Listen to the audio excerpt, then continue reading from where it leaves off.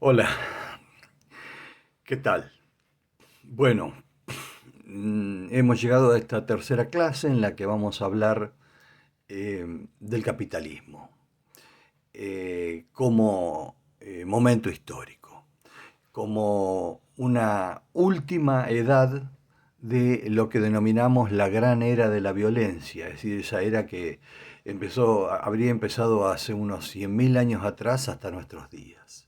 En esa era de la violencia, como lo vieron ustedes en el gráfico, de las clases anteriores había tres grandes edades: la edad de la guerra, la edad antigua, a su vez subdividida en modos de acumulación y regulación, y finalmente la edad moderna o capitalismo. Para nosotros las edades están signadas por ser modos de producción determinados, uno el modo de producción de la guerra, otro el modo de producción antiguo y el tercero el modo de producción capitalista, que es la edad moderna, modo de producción manufacturero industrial, ¿no? Este, este, mm, este momento histórico del capitalismo, que decimos es una edad o un modo de producción, está a su vez y nuevamente en forma triádica dividido en tres etapas internas, tres etapas que hacen referencia a modos de regulación o de acumulación. Es decir, el modo de producción capitalista es único y hacia adentro en sus etapas se divide en modos de acumulación o regulación dentro del modo de producción capitalista. Bueno, eh, dicho esto, hay que señalar que Marx no habló de etapas, ni Marx ni Engels, ni los marxistas de la época habían hablado de etapas del capitalismo. Sin embargo, en el análisis y en la fórmula que genera Marx acerca del capital,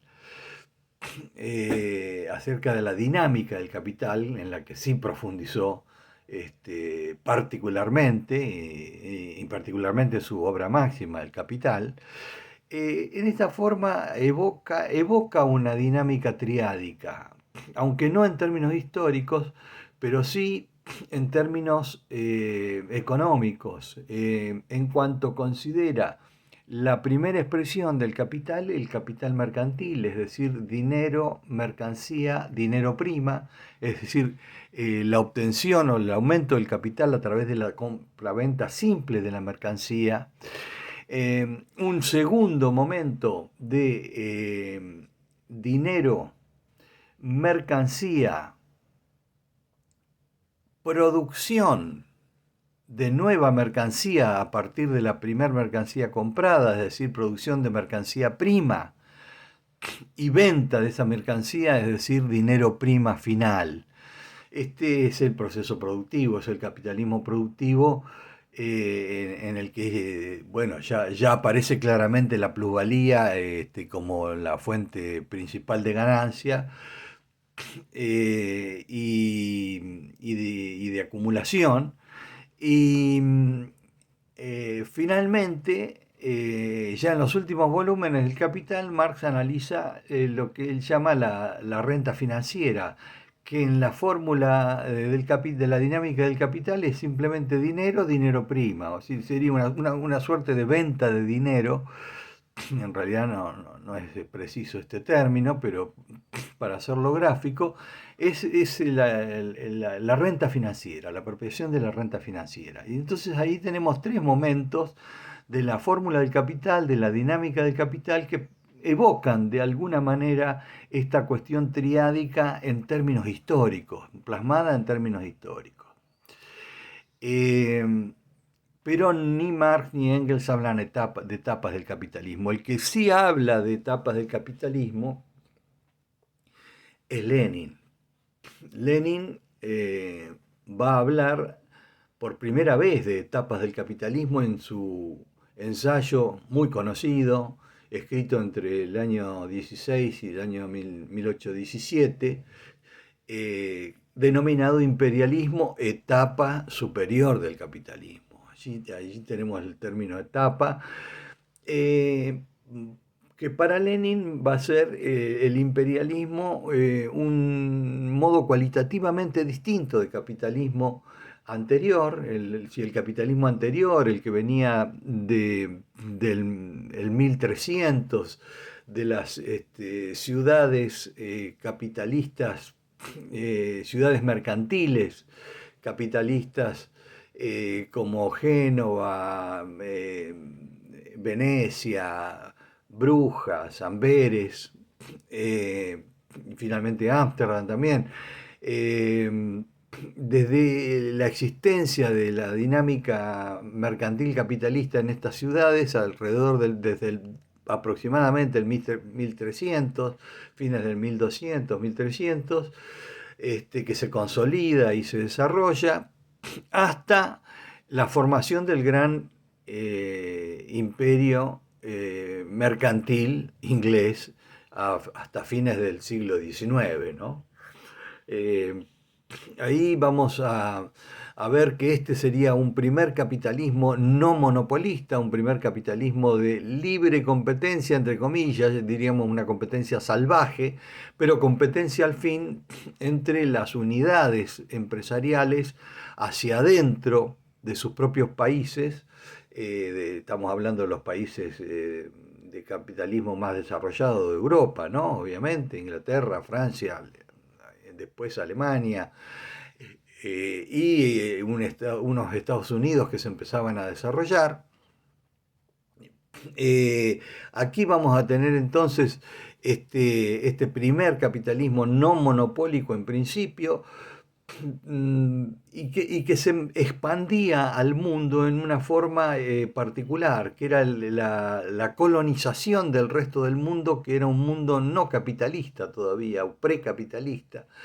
Esto imponía una forma de dominación del resto del mundo en forma de colonias, como fue el caso de América Latina y el Caribe respecto de España, de América del Norte respecto de Inglaterra, o ya formas neocoloniales, como la dominación de la India por Gran Bretaña, y la dominación de distintos territorios y países de África por Francia, Holanda, Inglaterra, y de muchos territorios asiáticos también, ¿no? Esta era la primera forma, la forma mercantil inicial del capitalismo no monopólico, y frente a esto Lenin descubre, entre comillas, ¿sí? Advierte que se ha formado a fines del siglo XIX, 1890 aproximadamente, una nueva expresión del capitalismo que él denomina imperialismo, y que consta fundamentalmente en el monopolio industrial. Es decir, ya las empresas industriales se han desarrollado tanto que se transforman en monopólicas por rama, es decir, por rama de la industria hay un monopolio, y estos distintos monopolios por rama de la industria se apropian, se adueñan, dominan en la totalidad del Estado y del gobierno de cada uno de sus países.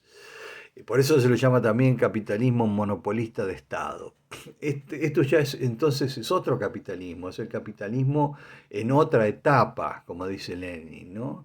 Y aquí la dominación de cada uno de los estados de los países capitalistas desarrollados, esto que mencionamos recientemente, eh, por parte de los monopolios industriales, se va también a expandir, a tener una tendencia expansiva hacia el resto del mundo, tratando de conservar las neocolonias, pero ya y apropiarse o adueñarse de otras economías mundiales de países que ya eran capitalistas, aunque subdesarrollados, a partir de lo que se llamó el mecanismo de la dependencia. La dependencia ya no era colonización o neocolonización, sino que era una forma distinta de dominación en la que el país imperialista tenía en su territorio la casa matriz e instalaba en los territorios de los países dependientes las subsidiarias a través de los cuales se generaba la explotación de la clase obrera de estos países dependientes y además obligaba a las economías dependientes al pago de royalties y de patentes y con todo un mecanismo de expoliación. Pero a partir de la dependencia, así como había sido la colonización y la neocolonización en el primer capitalismo no monopolista, en este capitalismo monopolista llamado imperialismo, la forma de expansión paradigmática fue la de la dependencia, aunque continúa explotando colonias y neocolonias, ¿no? Eh, Estas serían las dos etapas que Lenin señaló como modos de expresión del capitalismo. Para él eran dos, porque para él el imperialismo no solo era la etapa superior, como rezaba el título del ensayo, sino que era además la última. Era la última. Lenin no podía concebir de otra manera esto porque él estaba dirigiendo, era el líder de un proceso revolucionario que había triunfado en Rusia, se estaba consolidando como Unión Soviética y el imaginario y el ideario obligado de él y de todos los revolucionarios rusos de ese momento no podía ser otro que el de que esa revolución iba a triunfar, se iba a consolidar y que poco a poco se iban a ir dando revoluciones en el resto de los países del mundo y que se irían sumando hasta formar un mundo socialista. En esa visión, el imperialismo era la última etapa del capitalismo. Pero nosotros que tenemos el privilegio de tener una perspectiva histórica más completa, ya más de 100 años de la Revolución Rusa y habiendo sido testigos de la disolución de la Unión Soviética y del campo socialista, este, eh, no son dos etapas, no era el imperialismo la última etapa del capitalismo, sino que hay una tercera etapa. Con lo cual, además, abonamos esta óptica triádica que venimos planteando desde un principio. ¿En qué consiste esta tercera etapa? Bueno, en los años 80 del siglo XX, se empieza a producir un estancamiento, ya venía de antes, pero se pronuncia un estancamiento y una degradación de las economías de los países socialistas, que eran relativamente pocos en número y estaban aislados de la dinámica de la economía capitalista mundial, ¿no? Prácticamente no había inversión extranjera directa, hubo poca del capitalismo en los países socialistas. Estos países estaban aislados, las economías se empiezan a estancar eh, y a la vez el capitalismo tenía sus problemas internos porque decrecía permanentemente la tasa de ganancia. Pero a partir de 1971, en que el gobierno de Nixon desacopla la paridad, el respaldo de oro que tenía que tener obligatoriamente el dólar moneda, lo desvincula, y ello que permite una emisión mucho más descontrolada de papel moneda dólar.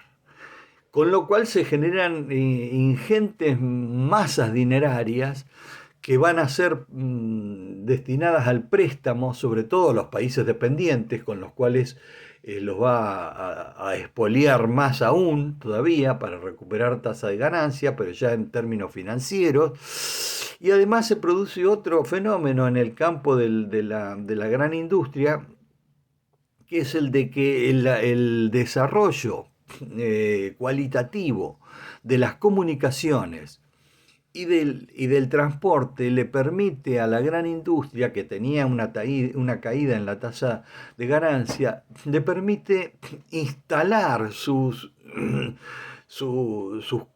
casas, incluso sus casas matrices, instalar todo su parque industrial en países donde tuviera una ventaja comparativa en cuanto al pago de salarios y tuviera la misma eficacia en cuanto a la calidad de la clase obrera o de los operarios, que tenía en su propio país.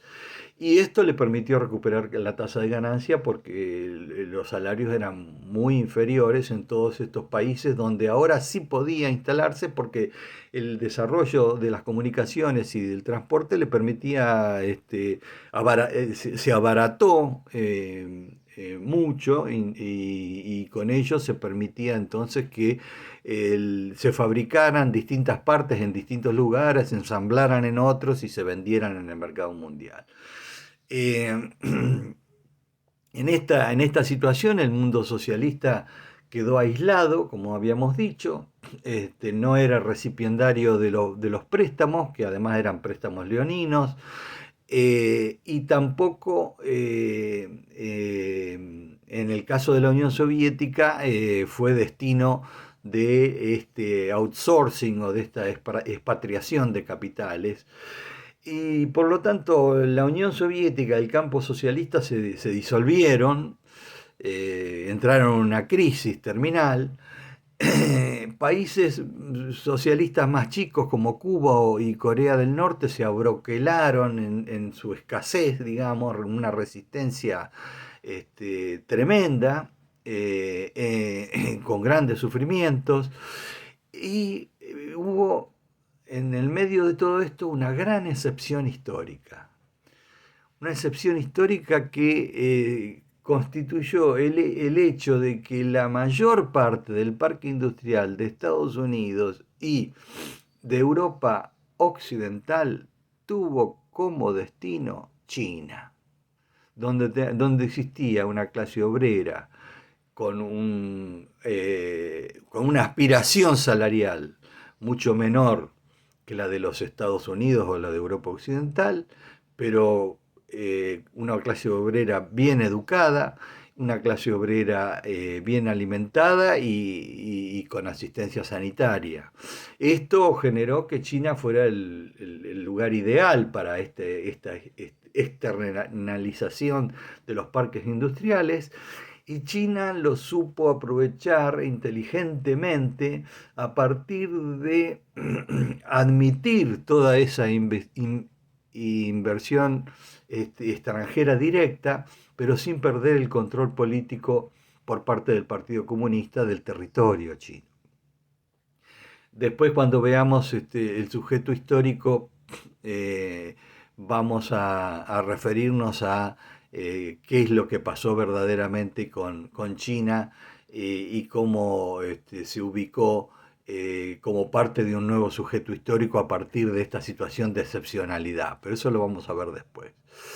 Entonces, nos queda finalmente, entonces, que las etapas del capitalismo son tres. La del capitalismo mercantil, que va del 1300 a 1890, que tiene como expresión política el liberalismo y como contrapartida el conservadurismo. Estas son las expresiones, principalmente en países como Inglaterra y Francia. El capitalismo industrial, productivo, que es el imperialismo, que se desarrolla desde 1890 hasta 1980, como señalamos anteriormente, que es un capitalismo que tiene como expresión política, por un lado, las socialdemocracias imperialistas, tipo los gobiernos tipo el de Roosevelt o tipo de las socialdemocracias europeas, por un lado, y el fascismo, por el otro, en aquellos países imperialistas que habían quedado rezagados en cuanto al reparto del territorio mundial, que eran fundamentalmente Alemania e Italia. Y ya como tercera expresión del capitalismo, una tercera etapa, que es la globalización financiera, que se extiende desde las crisis de fines de los 80 del- de, de las estructuras y países socialistas hasta la actualidad. Estamos justamente finalizando esta tercera etapa final del capitalismo, y cuya expresión política es justamente el neoliberalismo como una forma de negación de la negación, es decir, de retorno al primer liberalismo, pero en una forma neo, con aparición incluso de formas ultraliberales y racionales, como se están dando en muchos países capitalistas. En el caso de Argentina particularmente aparecen esas expresiones. Y allí tenemos entonces las tres etapas del capitalismo, eh, y con ello nos queda ahora analizar en estas tres etapas, en cada una de estas tres etapas, cómo fue la expresión del sujeto revolucionario.